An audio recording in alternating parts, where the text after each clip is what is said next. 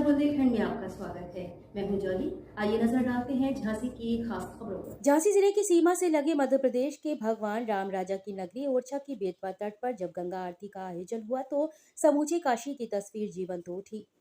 वाराणसी में भी प्रतिदिन गंगा घाट पर जीवनदायिनी तथा मोक्षदायिनी मां गंगा की आरती की परंपरा है। इसी परंपरा के चलते ओरछा के कंचना घाट पर बेतवा नदी के तट पर भव्य गंगा आरती का आयोजन किया गया। गंगा समग्र ओरछा आरती समिति के तत्वाधान में आयोजित इस गंगा आरती में हजारों की संख्या में लोग शामिल हुए। इस आयोजन में मुख्य अतिथि के रूप में शामिल हुए वरिष्ठ पीठाधीश्वर ब्रह्म ऋषि पूर्व सांसद तथा श्री राम जन्मभूमि न्यास अयोध्या धाम के कार्यकारी अध्यक्ष डॉक्टर रामविलास वेदांती ने कहा कि मां गंगा की आरती सनातन धर्म में पूर्ण लाभ के कर्मों में से एक है।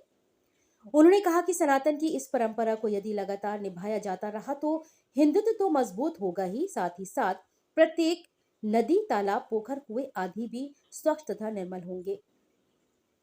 देश के हालातों पर उन्होंने बात करते हुए कहा कि हमें तुष्टीकरण की नीति से ऊपर उठना पड़ेगा। केंद्र की मोदी सरकार तथा उत्तर प्रदेश की योगी सरकार लगातार इस दिशा में काम कर रही है, लेकिन राष्ट्र विरोधी तत्वों भी लगातार सक्रिय हैं। इसलिए हमें सतर्क रहने की आवश्यकता है। झांसी के वरिष्ठ समाज सेवी तथा ब्राह्मण समाज उत्थान सेवा संस्था के राष्ट्रीय उपाध्यक्ष पंडित दिलीप पांडे ने कहा कि आने वाले समय में प्रत्येक तालाब, नदी तथा कुओं पर भी इसी तरह आरती का आयोजन किया जाएगा। कार्यक्रम में विशिष्ट अतिथि के रूप में विधायक रवि शर्मा, विधान परिषद सदस्य श्रीमती रमा निरंजन, मऊरानीपुर विधायक डॉक्टर रश्मि आर्या, पप्पू सेठ शामिल हुए। कार्यक्रम में मुख्य रूप से सुमित मिश्रा, आरती आयाम प्रांत सह प्रमुख डॉक्टर सुशील श्रीवास्तव, मीडिया प्रमुख सचिन सिंह, गंगा वाहिनी प्रांत सह प्रमुख सचिन दीक्षित, गंगा वाहिनी विभाग प्रमुख मनोज त्रिवेदी, राजेश जी, प्रांत संयोजक प्रांत गंगा समग्र ब्रजमोहन यादव, ब्रजेश शुक्ला, शिवबोधन, लालजी यादव सहित कई लोग मौजूद रहे। झांसी से मनीष अली के साथ ब्रजेश परिहार की रिपोर्ट।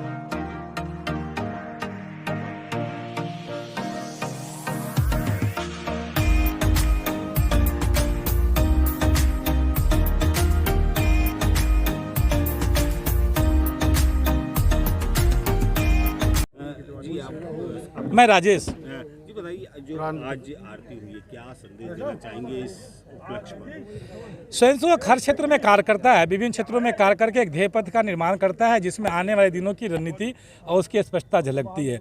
जो भी संघ का कार्य करता है वो अपने आप में विभिन्न विधाओं में काम करता है। मजदूर संघ में करता है, राजनीतिक क्षेत्र में करता है, सेवा के क्षेत्र में करता है और इसी तरह से माँ गंगा के बहुत ही विकट परिस्थितियों में देख करके स्वयंसेवकों ने कार्य करना शुरू किया और विगत ये आपको 14 वर्ष का परिणाम है कि कहीं भी आप जाते हैं तो आज अपनी जो विचारधारा के कार्यकर्ता ऊपर तक बैठे हैं हमारे स्वयंसेवक, उन्होंने इस कार्य को हमारे मूल विचारों को परिणत किया। जैसे गंगा के घाट, आपके बेतवा के घाट, नमामि गंगे से बनने वाले विभिन्न घाट और अंत्येष्टि स्थल जहां अंत में हमारा विश्राम होता है उसका भी पुण्यमान, एसटीपी गंदे नाले का जल ना गिरे, ऐसा बहुत सा सार्थक प्रयास कार्यकर्ताओं के प्रयास से और संगठन के गंगा समर के प्रयास से सरकार ने किया है। अभी भी हम अपनी स्थिति से संतुष्ट नहीं हैं।